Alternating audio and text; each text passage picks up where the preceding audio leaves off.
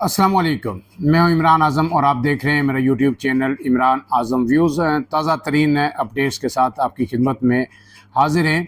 आज के इस व्लॉग में हम बात करेंगे गिलगित बल्तिस्तान के इलेक्शन पर।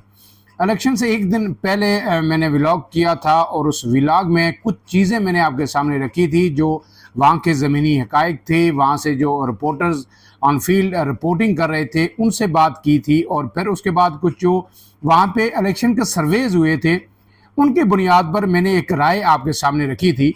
और उसमें मैंने ये कहा था, वो व्लॉग भी आप जाके सुन सकते हैं इमरान आज़म व्यूज़ पे, कि पाकिस्तान पीपल्स पार्टी 10 से 12 नशिस्तें जीत सकती है। और फिर अब जब उसका मुकम्मल नतीजा जो है जीबी के इलेक्शन का आ चुका है तो एक मरतबा फिर आपके सामने हाजिर हैं और अब वो तमाम नताइज आपके सामने रखेंगे और उसके साथ साथ ये भी बताएंगे कि कौन वहाँ पे हुकूमत बनाने जा रहा है और पीपल्स पार्टी को अब भी हुकूमत बनाने के लिए किन मुश्किलात का सामना है। नून लीग अगर हुकूमत बनाना चाहे तो उसके लिए उन्हें किन किन लोगों के वोट दरकार है, और क्या ऐसी भी सूरत हाल हो सकती है कि नून लीग और पीपल्स पार्टी मिलकर हुकूमत बनाए। ये तमाम सूरत हाल आपके सामने रखेंगे, लेकिन उससे पहले आपसे गुजारिश कि अगर आप मेरे चैनल पर नए हैं तो इमरान आज़म व्यूज़ को सब्सक्राइब कीजिए, बेल का निशान ज़रूर दबाइए ताकि जब भी कोई वीडियो अपलोड हो तो उसका नोटिफिकेशन आपको मौसूल हो सके। तो जनाब, अब आते हैं इलेक्शन की जो सूरत हाल है उस पर, कि एक मरतबा फिर जीबी के अंदर एक नई तारीख रकम हुई है और एक मरतबा फिर वहाँ पे तीर का जादू चला है। पीपल्स पार्टी का ये तराना भी था कि तीर चलेगा, तवक्को किसी को बहुत कम थी कि ऐसा होगा, क्योंकि वफाक में नून लीग की हुकूमत है। और 2009 से लेके मैंने आपको बताया था कि अब तक गुज़श्ता 17 साल के अंदर जीबी के अंदर उसी की हुकूमत बनी है जिसकी वफाक के अंदर हुकूमत होती है। लेकिन अब मैंने आपको ये भी बताया था कि यह रवायत टूट सकती है, और वही हुआ, रवायत टूट गई।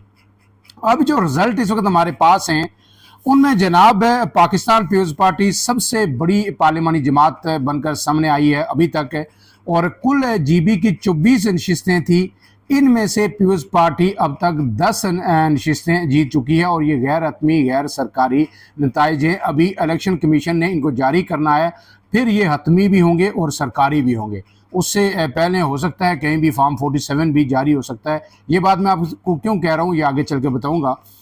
लेकिन इसके साथ 10 नशिस्तें पीपल्स पार्टी के पास हैं, नून लीग के पास 5 नशिस्तें हैं इस वक्त तक, और 6 नशिस्तें आज़ाद उम्मीदवार हैं। कुल 396 उम्मीदवार थे इन इलेक्शन के अंदर, जिसमें से 266 आज़ाद उम्मीदवार थे। बहुत बड़ी तादाद जो है आज़ाद उम्मीदवारों की थी। अब इसके साथ साथ है जो पीटीआई के 2 आज़ाद हमायत याफ्ता उम्मीदवार हैं वो भी ये इलेक्शन में कामयाब हुए हैं, जबकि जो MWM है, मजलिस वहदतुल मुस्लिमीन, अल्लामा राजा नासिर अब्बास साहब की जमात है जो इस वक्त सेनेट के अंदर अपोजिशन लीडर हैं, उनकी जमात ने भी एक नशिस्त हासिल की है। बड़ा अफसर ये है कि जो इस्तेहकाम पाकिस्तान पार्टी है, अब्दुल अलीम खान की, जो वफाकी वज़ीर हैं, उनकी पहली दफ़ा गिलगित बल्तिस्तान में एंट्री हुई थी। 14 सीटों पर इलेक्शन लड़ा था। ये दावा किया जा रहा था कि शायद कोई इस्टेब्लिशमेंट जो है अपना हाथ दिखाएगी और 2-3 सीटें शायद अलीम खान को मिल जाएं, लेकिन 0 नशिस्त वहाँ से मिली है। जादू नहीं चल सका। अब आते हैं कि कौन कौन इसमें जीता। साबिक वज़ीर आला हफीज़ुर रहमान, जिनका तल्लक नून लीग से है, वो जीत गए हैं। गुलबर खान जो है साबिक वज़ीर आला, वो जीत गए हैं। पीपल्स पार्टी के जो सदर हैं अमजद हुसैन, वो जीते हैं। साबिक गवर्नर राजा जलाल हुसैन जीते हैं, और जो साबिक वज़ीर आला हैं पीपल्स पार्टी के सैयद मेहदी शाह, उनके बेटे तोकीर मेहदी भी ये इलेक्शन जीते हैं। पीपल्स पार्टी के जमीर खान, जो साबिक डिप्टी स्पीकर भी रहे हैं वहाँ पे, वो इलेक्शन हार गए हैं, और हफीज़ुर रहमान से शायद वो आ रहे हैं। अब जो है 24 की ये तादाद है, इसमें जब जो रिज़र्व सीटें जमा होंगी तो 33 बन जाएगी। 9 रिज़र्व सीटें हैं, तो सादा अक्सरियत के लिए 17 नशिस्तें दरकार हैं हुकूमत बनाने के लिए। लेकिन इसमें अगर 10 पीपल्स पार्टी के पास मौजूद हैं तो पीपल्स पार्टी को अगर 3 आज़ाद उम्मीदवार मिल जाते हैं तो जिन पे डायरेक्ट इलेक्शंस हुए हैं उनमें 13 नशिस्तों पे हुकूमत बनती है, 24 में से सादा अक्सरियत, तो बाकी रिजर्व मिला के पीपल्स पार्टी हुकूमत बना सकती है। मजलिस वहदतुल मुस्लिमीन की एक नशिस्त है, वो भी साथ आ सकते हैं, और पीपल्स पार्टी जो है 2 अगर आज़ाद उम्मीदवार भी मिला ले तो पीपल्स पार्टी अपना नंबर पूरा कर लेगी। लेकिन क्या पीपल्स पार्टी के लिए कोई मुश्किल हो सकती है یہ میں اس لیے کہہ رہا ہوں کہ حفیظ الرحمان جو ہیں انہوں نے آج ایک پریس کانفرنس کی تھی اور اس میں انہوں نے یہ کہا تھا کہ ہمارے یہ جو نمبر ہیں یہ بہت بہتر ہو سکتے ہیں. انہوں نے کہا تھا کہ ابھی تک 3 سے 4 نشستوں کے رزلٹ جو ہے مکمل نہیں آئے، وہ آئیں گے، یعنی الیکشن کمیشن جاری کرے گا جب باضابطہ سرکاری اور حتمی.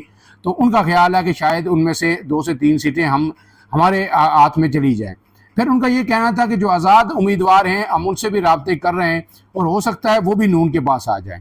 تو اگر یہ 6 کے 6 نون کے پاس چلے جاتے ہیں تو پھر نون 11 پہ پہنچ سکتی ہے، اور پھر اگر وہ کوئی 2 آزاد امیدوار ملا لے 7 تو 13 پہ وہ بھی پہنچ سکتے ہیں. تو ابھی اتنا آسان نہیں ہوگا پیپلز پارٹی کے لیے جو ہے یہاں پہ حکومت بنانا، لیکن غالب امکان یہی ہے کہ اب چھیڑخانی نہیں کی جائے گی.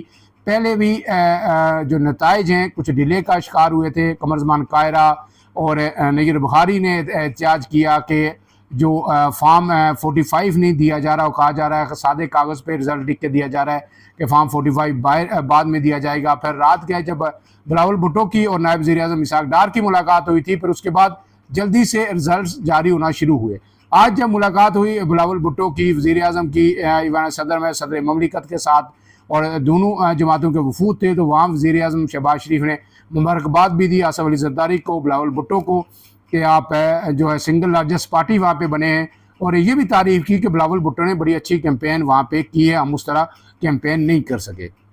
لیکن اب جو حفیظ الرحمان صاحب کی پریس کانفرنس ہے، اس کے بعد ایسا لگ رہا ہے کہ شاید نون کچھ نہ کچھ اپنی طرف سے کوشش ضرور کرے گی، لیکن آؤٹ آف دی وے نہیں کرے گی. کوئی فارم 47 اب وہاں پہ جاری نہیں ہوگا کیونکہ حالات ایسے نہیں ہیں. اس کی وجہ یہ ہے کہ پاکستان پیپلز پارٹی کی بہت ہی ضرورت ہے بجٹ سے پہلے نون لیگ کو.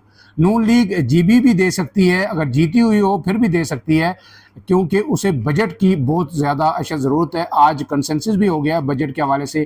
زیادہ تر پیپلز پارٹی کے جو تفاضات تھے وہ دور کر دیے گئے ہیں، اور کہا جا رہا ہے کہ اب جو ہے یہ بجٹ بآسانی پاس ہو جائے گا اور پاکستان پیپلز پارٹی سپورٹ کرے گی. پی ایس ٹی پی کے حوالے سے کچھ ایشوز تھے، سندھ کے حوالے سے تھے، کچھ ٹیکسز کے حوالے سے تھے، تنخواہیں اور جو پینشن بڑھانے کے حوالے سے پیپلز پارٹی کا موقف تھا کہ زیادہ بڑھائی جائیں، اس پہ شاید معذرت کر لی گئی ہے، لیکن زیادہ چیزوں پہ اتفاق ہو گیا ہے. تو پیپلز پارٹی کو نون لیگ ناراض نہیں کرے گی، اور توقع یہی ہے کہ پیپلز پارٹی وہاں پہ حکومت بنانے میں کامیاب ہو جائے گی. اور حفیظ الرحمان کو جس غیبی مدد کا انتظار ہے شاید وہ انہیں نہ آئے، کیونکہ وہ وزیر اعلیٰ بننا چاہتے ہیں.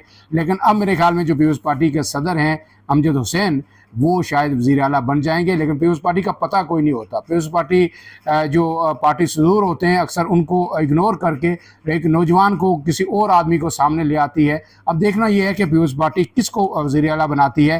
لیکن پیپلز پارٹی نے ایک تاریخ ضرور رقم کی ہے. 2009 کے بعد جو ہے تقریباً 17 سالوں بعد ایسا ہوگا کہ جی بی کے اندر اس جماعت کی حکومت ہوگی جو وفاق میں برسر اقتدار نہیں ہے.